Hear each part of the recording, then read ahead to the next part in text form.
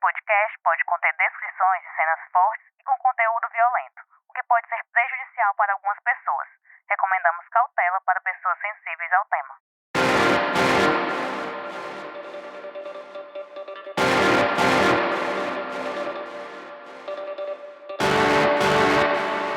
Oi, sou Emerson Rodrigues e você está ouvindo Pauta Segura, os bastidores da reportagem.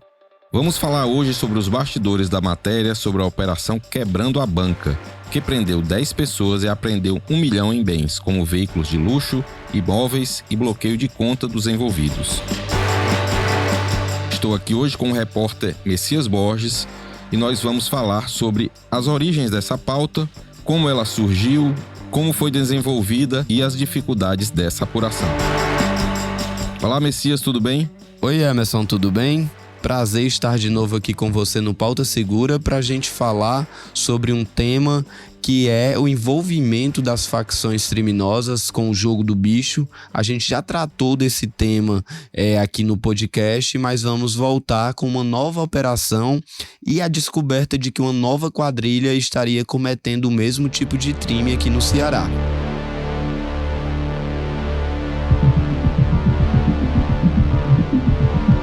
A gente falou sobre isso no episódio 1, né? Foi a matéria sobre o consórcio do crime, uma série de reportagens da Emanuela. E agora a polícia deflagrou uma nova operação.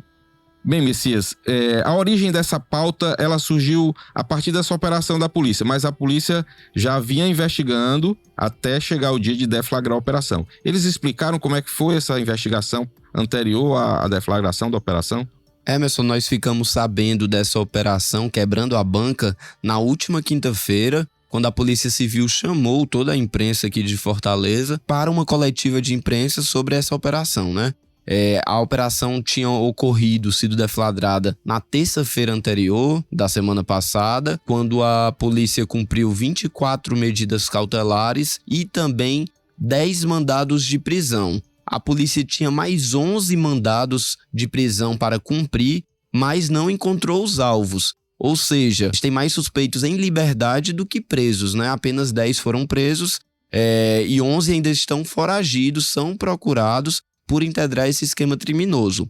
Essa investigação, segundo a Polícia Civil, já ocorria há 6 meses, focada lá em Itapipoca, né, que era a base dessa organização criminosa, mas há a suspeita de que essa quadrilha estivesse atuando tanto em Itapipoca como em municípios vizinhos há 1 ano ou até mais tempo do que isso. Aí tinha pessoas com ligação com facções criminosas, com o jogo do bicho e também com apostas. O que a Polícia Civil descobriu, Emerson, é que uma facção criminosa estaria extorquindo, né, ameaçando pessoas envolvidas com jogos de azar, principalmente o jogo do bicho, e também com apostas esportivas, né, em sites eletrônicos, que são pessoas que têm bancas de apostas. A gente vê muito isso aqui na periferia de Fortaleza e também no interior do estado. E o que aconteceu foi que essa facção, primeiramente essa facção, ela era a facção carioca, né, que atua em todo o Brasil, mas depois essa quadrilha rasgou a camisa da facção carioca e se ligou a uma facção cearense nova, o que é um movimento também que tem acontecido em todo o estado, né? É uma guerra entre essas duas facções em que parte da quadrilha rasgou a camisa para vestir a outra camisa, digamos assim.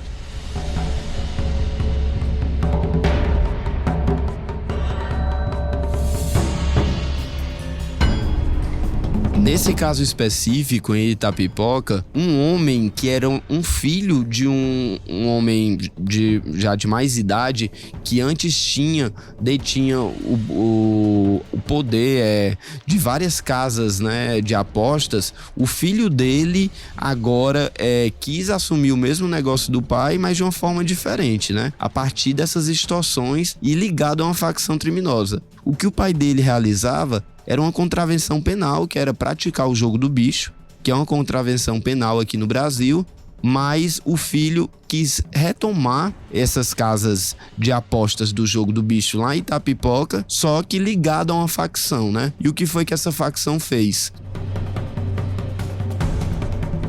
foi atrás dessas pessoas que tinham bancas de jogo do bicho e obrigou que elas se aliassem em uma associação, entre aspas, digamos assim, em que, segundo a Polícia Civil, a facção ficaria com 75% de todo o lucro desse negócio ilegal e as pessoas que realizavam já a contravenção ficariam apenas com 25%. A gente já tinha visto isso na Operação Saturnália, né? Modelos semelhantes, e também se repetiu lá em Itapipoca, segundo a investigação.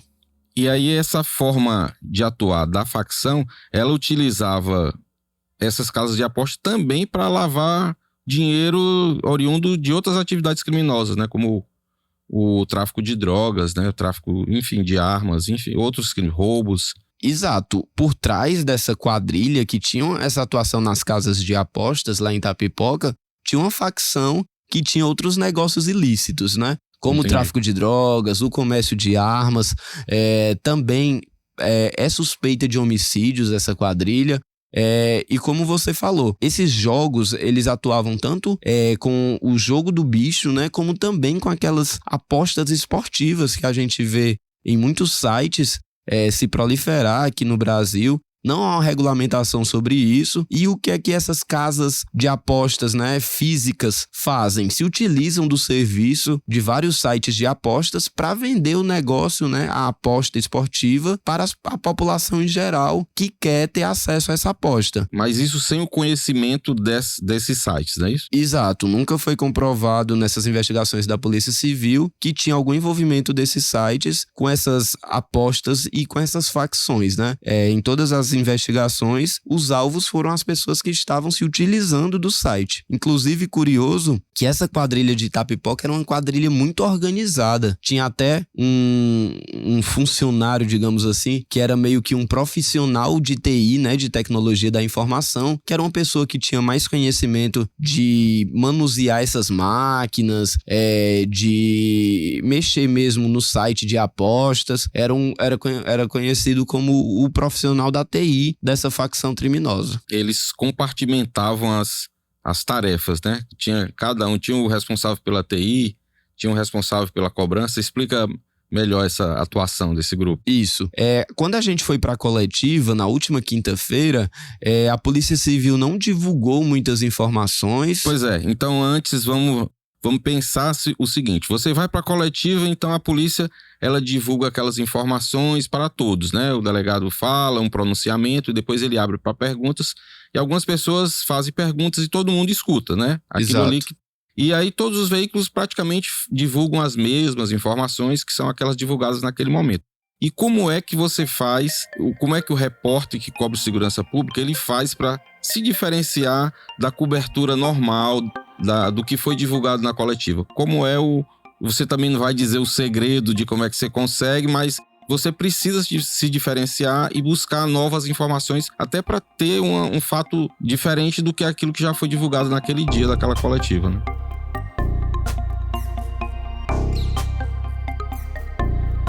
Exato, Emerson. Coletiva é sempre um desafio pra gente ter que buscar algo novo e diferente, né? Quando a gente recebeu esse aviso de coletiva da Polícia Civil, logo me chamou a atenção a operação por envolver facção criminosa, jogo de azar. A gente já tinha dado muitas matérias sobre isso, inclusive o especial da repórter Manuela Campelo de Melo. E depois, então eu fui para a coletiva, né? Chegando lá, a coletiva começou com 2 delegados falando sobre o assunto, e aí eles fazem um resumo bem básico e a gente tenta, alguns repórteres, né, tirar mais algumas informações. É nisso que eu tento muito me diferenciar da cobertura normal daquela coletiva, né, para tentar entrar em detalhes, para tentar pegar mais informações. Muitas vezes eu tenho que esperar terminar a coletiva para ver se eu tiro mais alguma informação do delegado. Então a gente vai para uma coletiva como essa na tentativa de procurar mais informações do que vai ser passado ali naquele momento, né? E foi assim que eu consegui mais informações sobre esse caso, inclusive essa questão da atuação das pessoas que participavam dessa quadrilha, né? Como a gente falou, tinha o profissional da TI, também tinha uma contadora, né, da facção, era a mulher responsável pela as finanças, controlar ali o que é que a facção estava ganhando, ou tinha que investir nessas casas de apostas, que era a mulher, inclusive, do profissional da TI. E ainda tinha uma mulher que era a cobradora desse grupo criminoso, que tinha que ir em cada banca de jogo de azar com uma certa frequência para poder recolher o dinheiro da facção, que era 75%, né, em cima do valor total.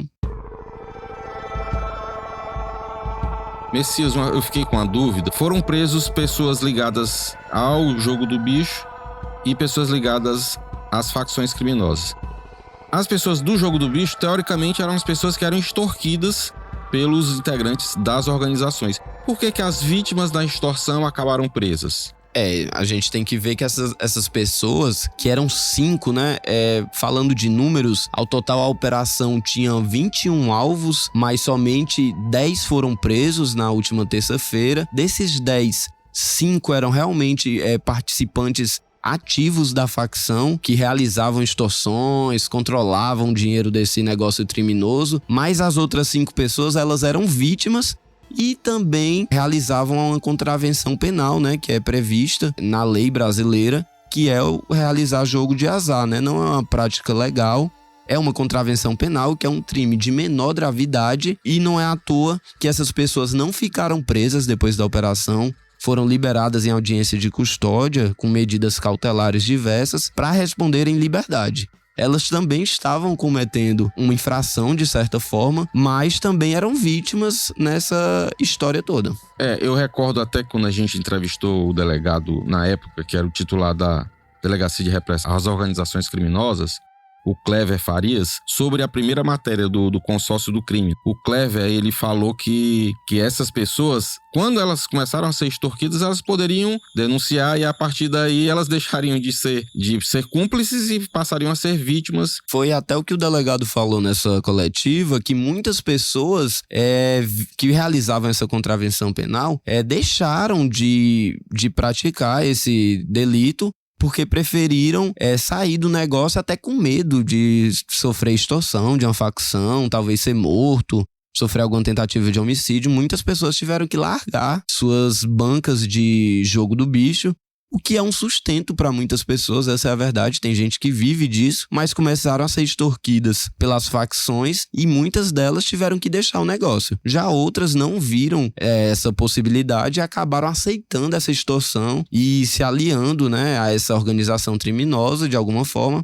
A gente tem que ver, Emerson, com o desenvolvimento dessa investigação, se essas pessoas vão responder também por organização criminosa, né? Já que elas estavam sendo extorquidas, mas de alguma forma estavam se associando a uma facção, porque estavam dando dinheiro para elas, né?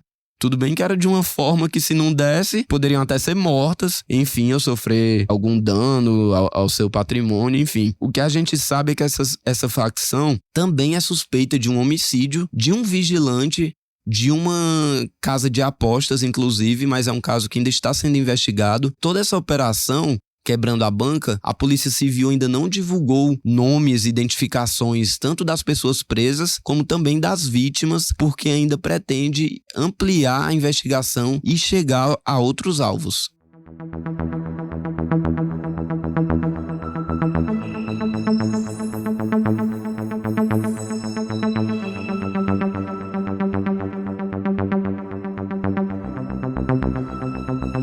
Eu obtive uma informação em off de uma pessoa que participou da parte anterior à deflagração dessa operação e que ele disse que a apreensão de um celular de um integrante de uma facção ajudou a montar todo esse organograma aí e descobrir as pessoas envolvidas nesse novo esquema, né? E que a investigação continua e novas fases podem ser deflagradas no futuro. Exato. Essa operação em Itapipoca, ela acontece depois de outra operação naquela região, nas proximidades de Itapipoca, também contra jogo do bicho. Então a Polícia Civil ainda está investigando quais as relações entre esses grupos criminosos e se tem outros grupos criminosos, outras casas de apostas participando desse esquema criminoso para chegar a outros alvos, já que muitos ainda estão soltos.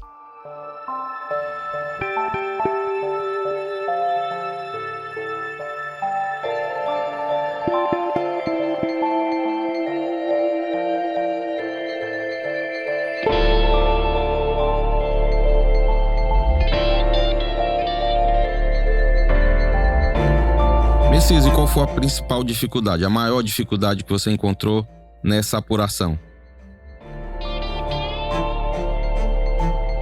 A maior dificuldade até agora ainda está sendo, nesta segunda-feira que sai o podcast, é que a gente ainda não conseguiu nomes dessas pessoas, porque a Polícia Civil trata esses nomes ainda como sigilosos para não atrapalhar a investigação.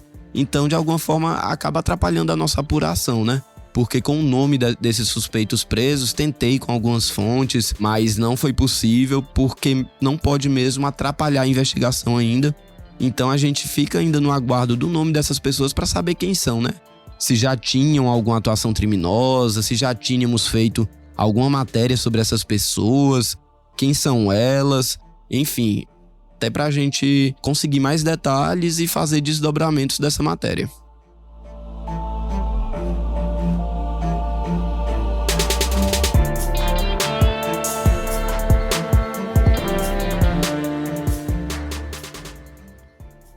Parabéns pela matéria, Messias. Foi um material que deu um diferencial na cobertura dessa operação aí, quebrando a banca.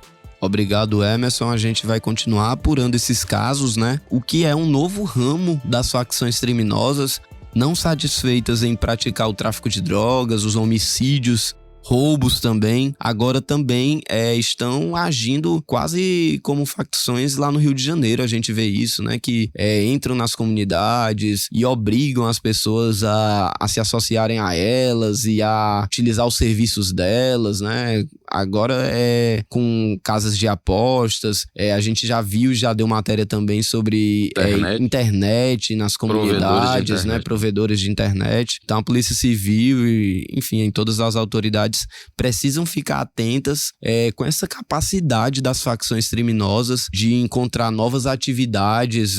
E se infiltrar, né? Na comunidade, né? Porque aí uma pessoa que realiza uma contravenção penal, um contraventor penal, que cometia um delito de menor gravidade, acaba se associando a uma facção criminosa, se não perde o seu negócio ou é morto. Enfim, a gente vai continuar apurando, porque parece que é algo que realmente está aqui na capital e também em todo o interior do estado. Mais uma vez, obrigado, Messias, pelas informações, pelas explicações aqui sobre a cobertura e parabéns pela matéria.